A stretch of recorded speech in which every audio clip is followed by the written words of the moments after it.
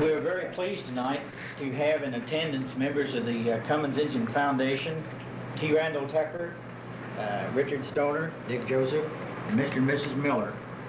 The reason why we requested Mr. Miller and Mr. Stoner to meet with us is to explain the architectural policy of the foundation, not only for the benefit of the 3 new members, but as a review to the older board members and to the community. We are very concerned with the need for additional space in the Taylorsville School. We just recently appointed a committee of 3 administrators, 3 teachers, and 3 parents to study the 3 alternatives for the Taylorsville School. We can add to the present structure. We can add to the newer part of the structure and tear down the old part, or we can build a new school on the rear acreage and then tear down, after completion, tear down the total structure as it stands. So, do we ask Mr. Stoner to explain the policy? Mr. Miller, I'm sorry. Would you take a seat here, sir?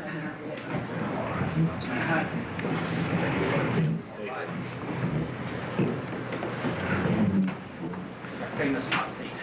Okay. Sorry, I'm going to show you that. Dick and I are... Sir, could I introduce the board members to you? Are you familiar with them? This is Robert Frankie, Evan Darlich, Dr. Abel, Dr. Vickers, Alan Burberry, Gerald Perry, and I'm Chase Holcomb. Well, we're delighted to be with you tonight, and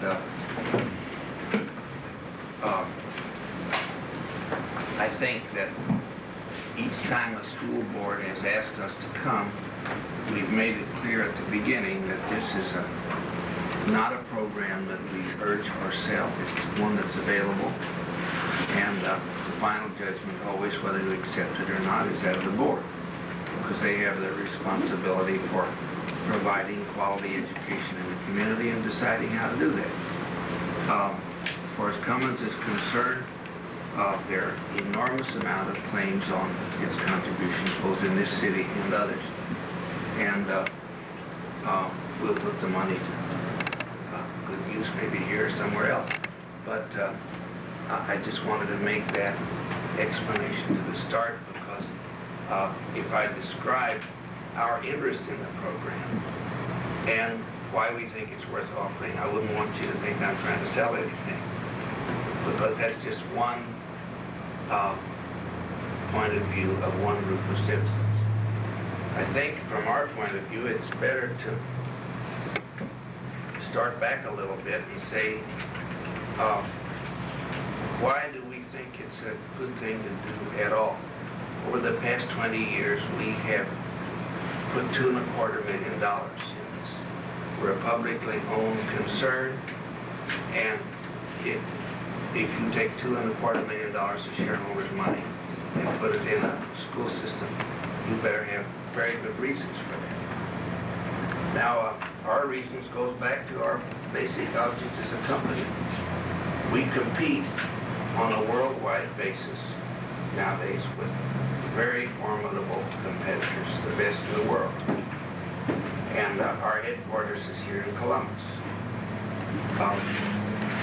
The only way you can compete is not with dollars. If you do that, General Motors would beat you every time. You compete with people. And we are able to compete very successfully and to have the kind of a growth that we've had simply because of the quality of people that we have in the company. And as we grow, we have a great struggle to find more and more competent management. And we search the world over for these. Now, the kind of people that we are looking for are the kind that everybody in every corporation is looking for. And the first thing you run up against is that these people can choose where to live and work, because everybody wants them. These are highly motivated, usually younger couples with children. And the one consideration that always comes up as we try to build a company and its management team is the quality of education in the city. The big question is, if I move to Columbus, will my children have access to as high a quality of education to prepare them for life as they could get in any other community in the nation or any of the other places where we have a chance to work. And that explains the basic reason for our interest, and it's a very strong one, in the school system. If we're to remain and keep our headquarters in Columbus, it has to be in a community that, among other things, offers as fine education as you can find for young families, because we can't hold and recruit a management team over a period of years if Columbus is not in all respects an outstanding community, and especially so in respect to education. Now, another interest that we have, we're a taxpayer in this community. And as a matter of fact, we are paying an increasing share of the taxes in 1965, Cummins paid 23% of the taxes, and in 1972 it paid 31% of the taxes, and in 1973 it'll pay more than that when the Williamsburg plant comes on. So not only do we pay a substantial amount of money out in taxes, but we are paying an increasing share, and the other tax holders are paying a decreasing share. So we have a concern about taxes. It is a big item in our bill. And as we have studied the problem now for more than 20 years, we have found the single biggest item affecting the cost of government and taxes turns out to be inflation, as you probably well know. Over the last 20 years, the cost of building the same structure has approximately tripled in 20 years.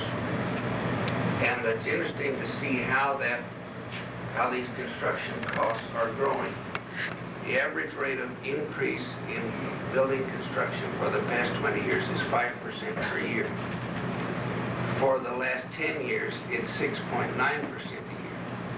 For the last 5 years, it's 9.9% a year. And last year, it went up 17% in 1 year. So the cost of delay is becoming increasingly expensive. Any study of the last 25 years will say that the way to lower taxes is to build it sooner and to build it bigger. Every time. There isn't a structure that we built as a company, or we've seen the city build, that our taxes wouldn't be lower if we built it a little sooner and built it a little bigger. Almost all of the facilities that were left out would now cost twice as much. Our technical center that was built only in 1964 would be almost out of reach for the company now. It costs $35 a square foot then. The same building would cost over $100 a square foot now. So, as a taxpayer, we are interested in an aggressive school building program that meets the needs promptly, meets them fully, and meets them in a way that'll last. Clearly the best building that's ever been built in this town is the county courthouse. If you can imagine this tiny population over 100 years ago having the nerve to build a building big enough to serve this community for 100 years, that is probably the most adventurous, far-sighted investment that this community ever made. And we are all the beneficiaries of the fact that they thought big and they planned for 100 years. And not just for something that would last in their lifetime. We would have probably spent 10 times as much for 5 courthouses if they'd only built a courthouse big enough just to serve their own needs. There are not many counties in the state that can point to a population that far-sighted. So, as taxpayers also, we are interested, therefore, not in the total amount of taxes paid, but in the fact, are we getting our money's worth for the dollar? That is what counts. And that means, does it really provide the services? Does it provide them at the necessary quality? And is it at a fair cost? So you'll find in your work that if you're keeping ahead of the problem, Cummins will support you.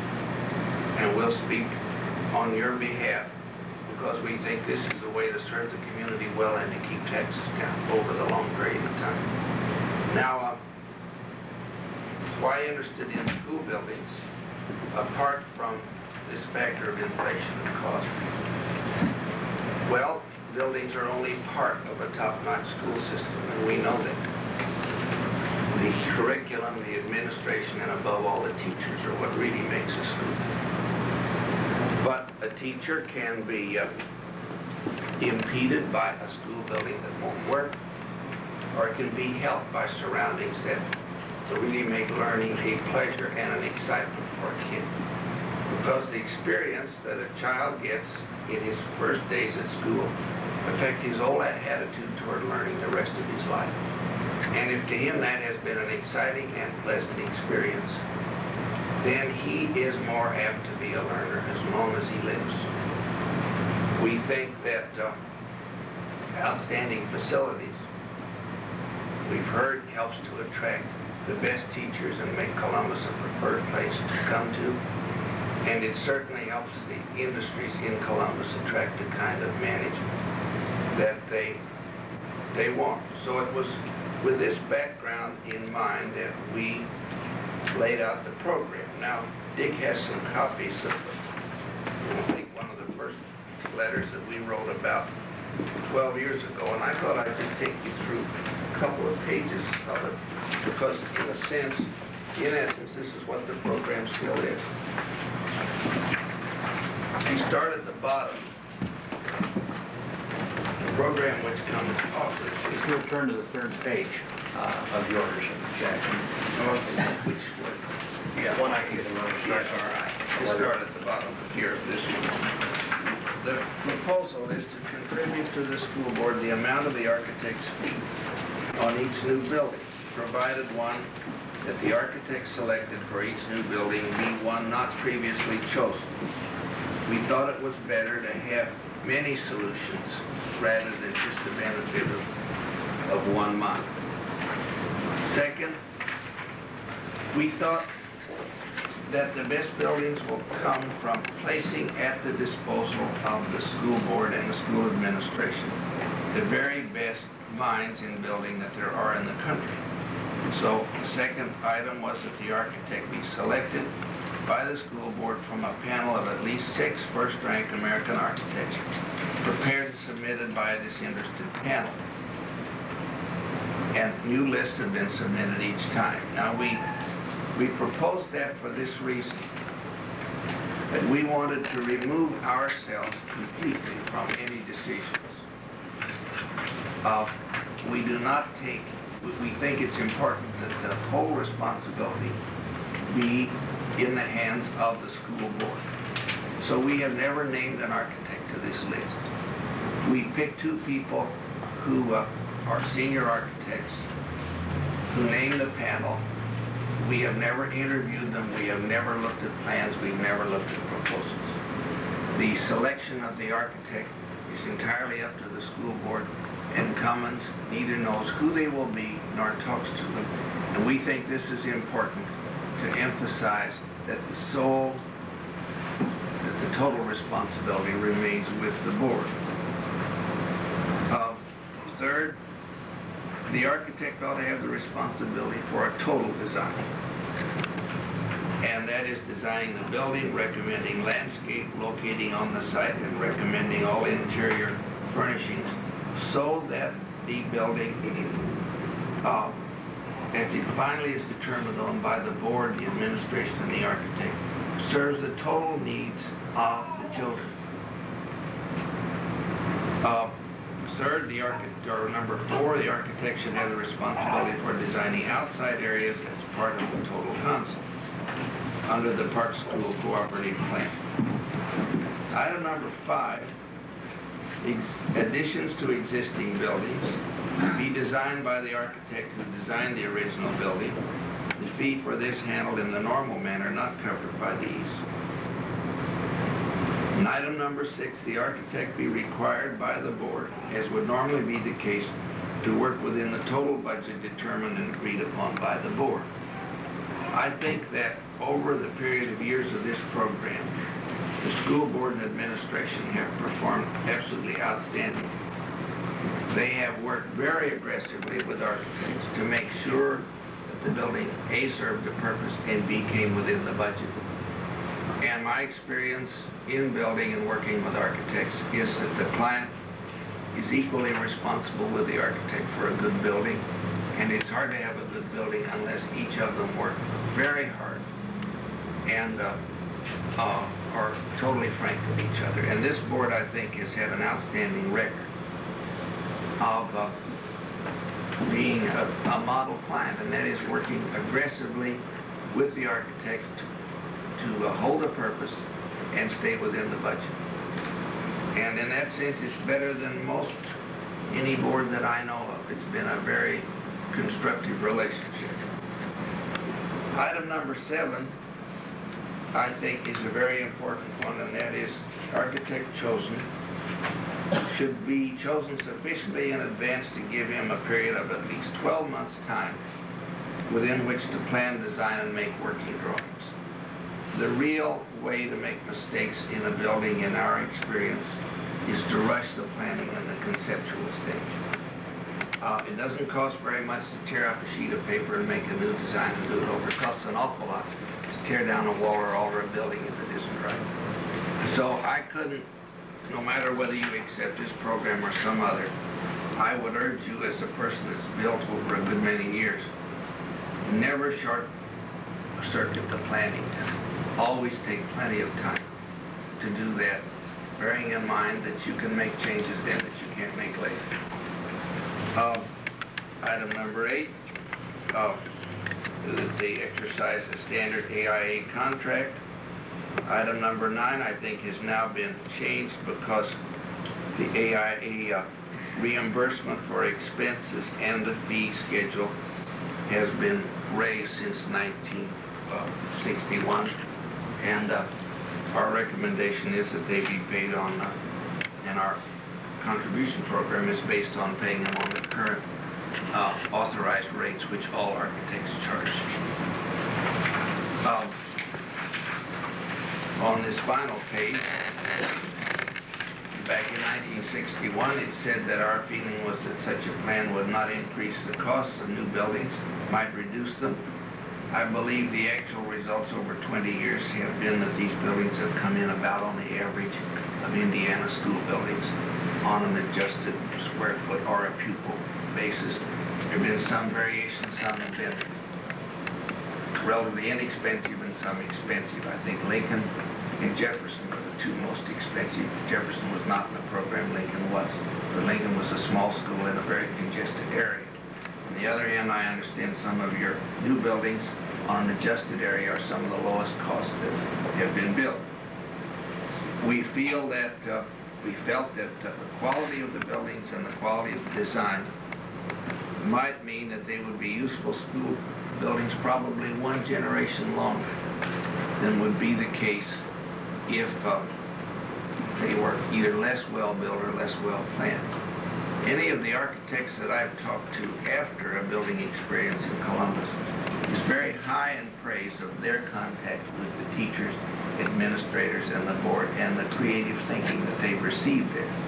I think the result of that is that these buildings are going to last as useful schools a great many years longer than if the same quality of work hadn't gone in. And I felt very fortunate in being able to work in the board over the last 3 years and learn more about education here in our school district. And I think we're all aware of some of the hassles that have gone on in the school board elections and some of the issues. And I think one of the most basic questions that we all have to ask is, what should education be doing these days? What should our philosophy of education be? And we can probably each state it in very general terms and be safe, but when we try to get specific, it gives us a great deal of trouble. And then we were all concerned back a year ago when the Ford Foundation itself issued some findings that really called into question some of the newer concepts in education in this country and some of the newer concepts that our corporations put in. What I'm trying to say is, I think we, to know really what we need at a school building here, we need to look even deeper than we've ever looked before to know what should education be doing in this day and age. And when we get as good a handle on that question as we can, then we need to approach the problem, how do we do these things that we need to be doing? And what I'm asking, what I'd like to see, I think the school board needs help in even more basic areas than designing an excellent building in Taylorsville. I wonder if you would have some ideas or suggestions or be willing to work with us in getting answers to these. Well, we certainly would, and I believe on several occasions we've either helped to fund either curriculum studies or other investigations or analyses which the board and the administration has wanted to do. And I think you are quite right that we're in a period in which effective education is being constantly redefined. Of course, I'm not a professional.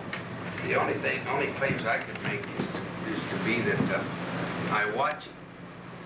We use a lot of people who've gone to Columbus schools and others, and you watch them. And if I had to state two desirable results of education, I have stated them in my own terms and not in terms of the professional. One of them is that I would like to see boys and girls come out who really thought well of themselves and had confidence in themselves. And second, boys and girls who had had an exciting experience of learning and who wanted to keep on learning all the rest of their lives. And then third, boys and girls who had a real concern for the people around, and especially people who might not be as favored as they were. Now, education can produce that. Then a person goes on educating himself or herself all his life. It isn't just in the first 8th grade or through high school. That is just sort of the launching pad. And if that launching experience gives a person self-confidence and a taste for learning, then he or she is going to be not only a happy individual, but a very effective citizen in the society. And in the long run, I'm not so concerned about secretarial skills or speed of typing or whether you can run a machine tool or not. The real thing that counts to us as an employer is what kind of character these people have and how much fun they have living and how great their commitment is both to the company and their community. And it's in those terms that I think we're going to have to judge whether education is good or bad. And I see many cases where there are tragic casualties in education, ground up in the system, or they come out with false values, or they have a really unhappy learning experience, and therefore they either stop growing or stop learning. And I think that this system has clearly put together some very outstanding teachers. All of my kids have gone through all of grade school and a good deal of the high school, and so did I. And I would say that the school system clearly is getting steadily better. And it certainly is a great deal better than it was when I went to school, by a large quantity. But I know that's hard to hold on to. It's easy to lose ground, and it's very hard to get it back.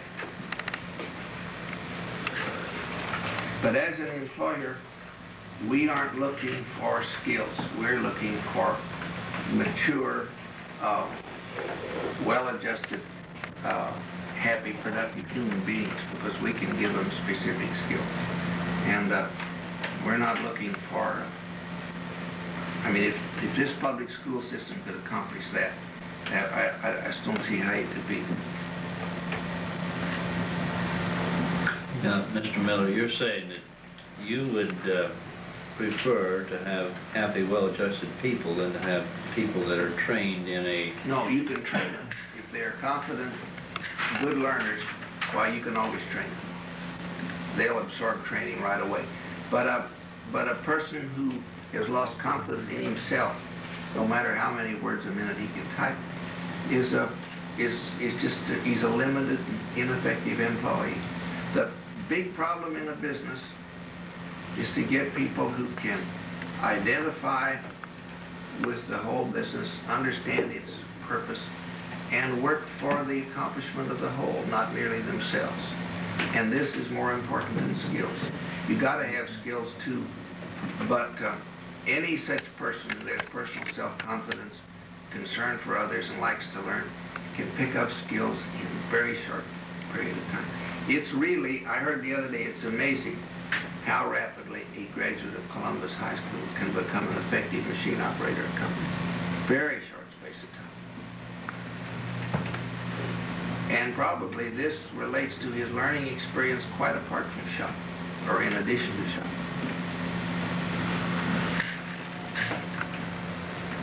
And we have the feeling that products of the Columbus school system are somewhat better than the products of surrounding school systems. And I think that's been accomplished pretty much in the last 20 or 25 years. I'm not so sure that the difference would have been as great, say, 30, 40 years ago. I think when I went to school, yes, that we weren't all that different from Seymour and Shelbyville. No, Seymour's good in those days. I think we're better now.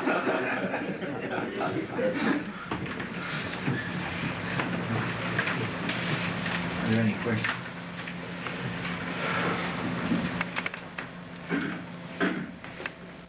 Well, I appreciate the chance to talk with you, and we'll be glad to respond on Taylorsville if you'd like us to, and if you would tell us specifically what you have in mind, and then we'll talk to the people that select the panel and see if they think that outstanding architects would be interested, and if they are one, we'll be glad to make the program available. We will have a report, Mr. Miller, from the committee in the near future, and then when we find, what their report When is. you come and to us, decisions. we'll be glad to go to work for you. Fine. Fine. Appreciate you very much. Thank you. Man. Thank you. Thank you.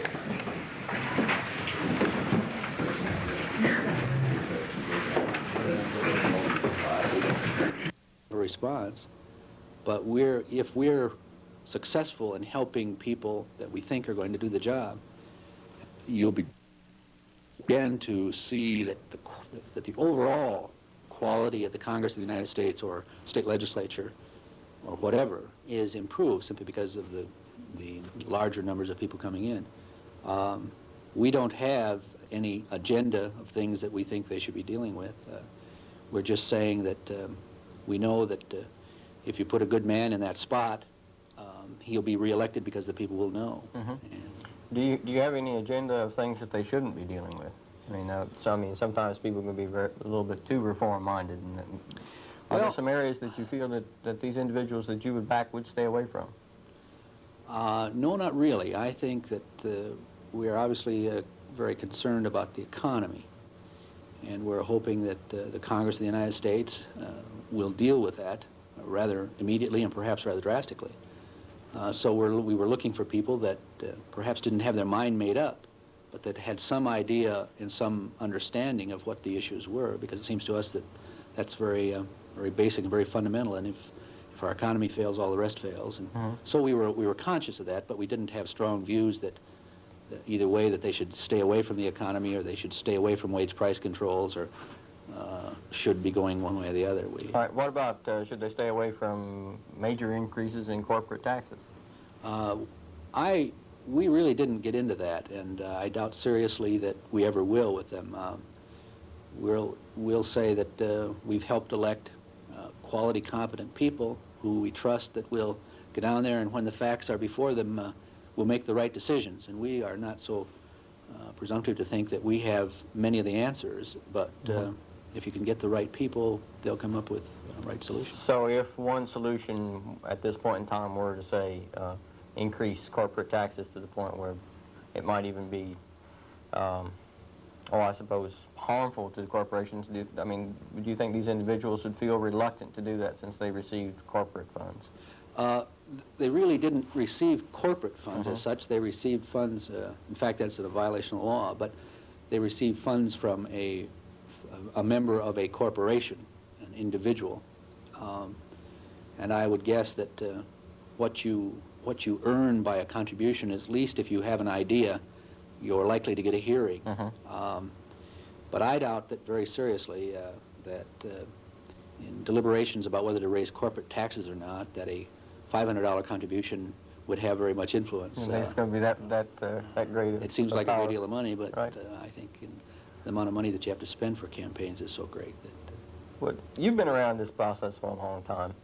What do you think could be the largest source of, they say the power corrupts, and many people believe that. What would you say would be the largest source of corruption in political figures? What corrupts them as individuals? Well, I guess sort of, use the word power. I think what's happened, and perhaps Watergate is a classic example of the flagrant abuse of power, that sometimes it seems that the laws were made to accommodate the office holder rather than to protect his constituency. And I think that the carelessness and the abuses and sort of the self-serving, self-dealing approach, I've seen it happen time and time again. And there again, I think we get back to the point of accountability. As long as we know what's happening, but Washington, in this case, is a long ways away, and how many people know what was going on? But I think if we've learned any lesson out of this, the Watergates of the nation, that we need to be a bit more concerned about what's going on, and I hope that that's been the message coming out. Is there a problem of elitism, you think, with elected officials? Sometimes they talk about the Senate as being a very restricted club, number of individuals who are elected to that position. There are only 100 of them. Do you feel that people sort of get a feeling that they're better than the individuals they represent? Well, I think that probably, in some cases, that's true. It's like reading your own press clippings. You begin to feel that you're the anointed or appointed rather than elected.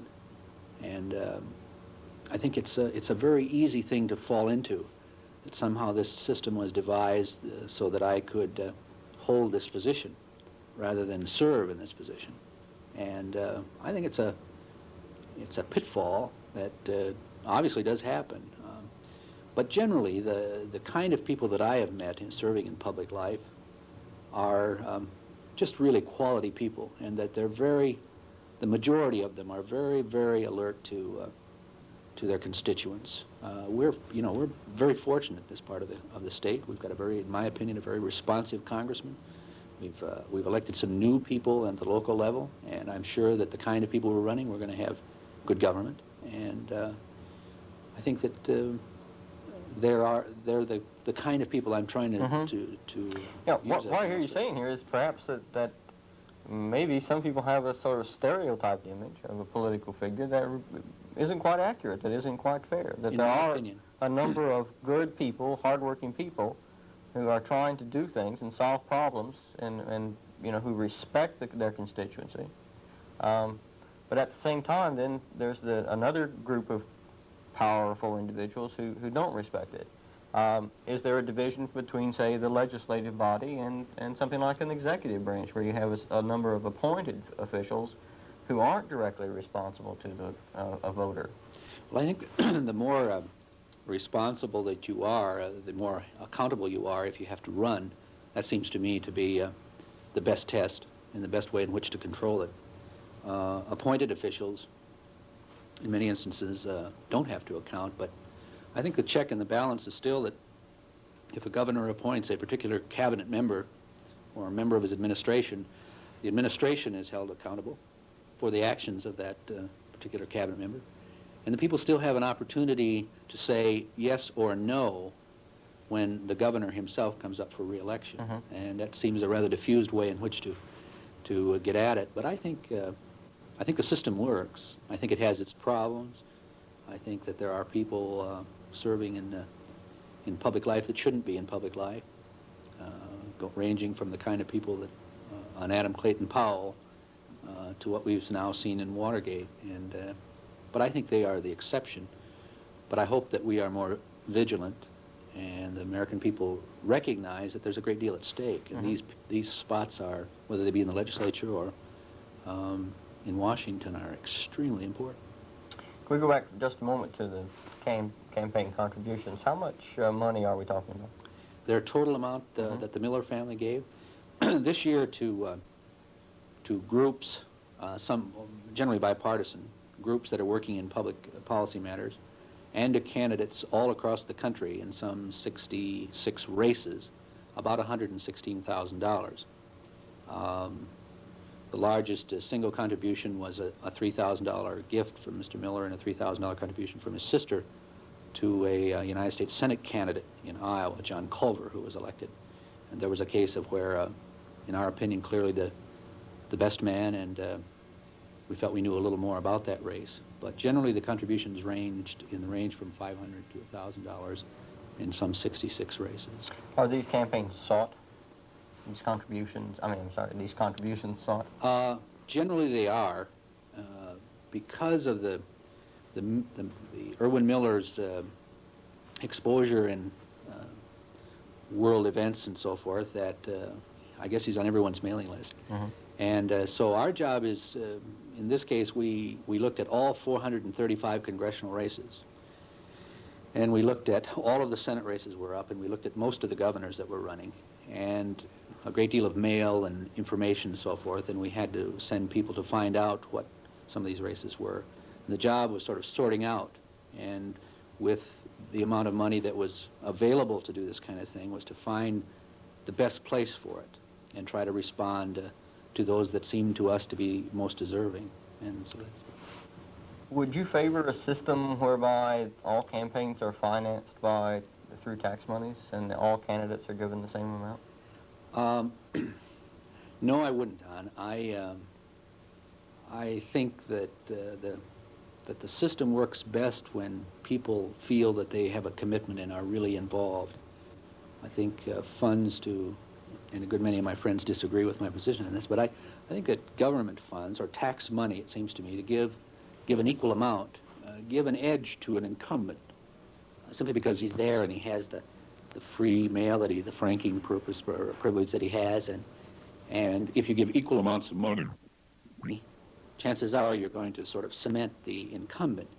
And it generally takes more money to get the message across for a challenger, to overcome the edge of the incumbent. Right. So it seems to me that, although I do think that perhaps maybe another way to get at it would be to limit the length of time that we campaign in this country, which I think would have the effect of reducing the size of the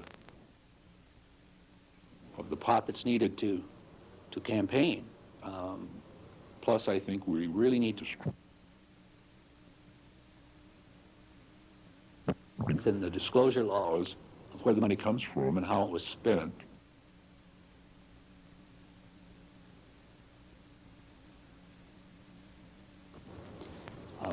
And I think if we do those things, I have a feeling that's going to be what's needed.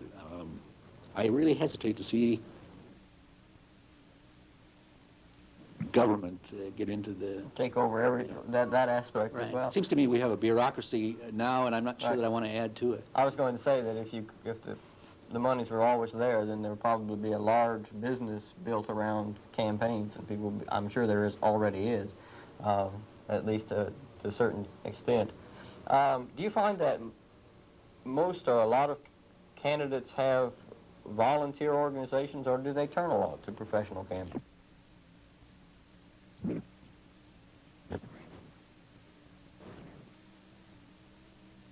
Well, some of the most successful ones this time had a volunteer organization. The new governor of Maine, ran as an independent against both parties. I think his total amount of expenditures were $1,500, and he had a crew, a large volunteer organization that simply went door to door. And you know, it's really, I think it restores my faith in the electorate because they are willing to get in there and do the job. Again, it goes back to the point where you have an investment in that process. Yeah. But someone like George McGovern spent over $1 million in South Dakota. South Dakota. I think that Maybe because he had it, but I'm sorry.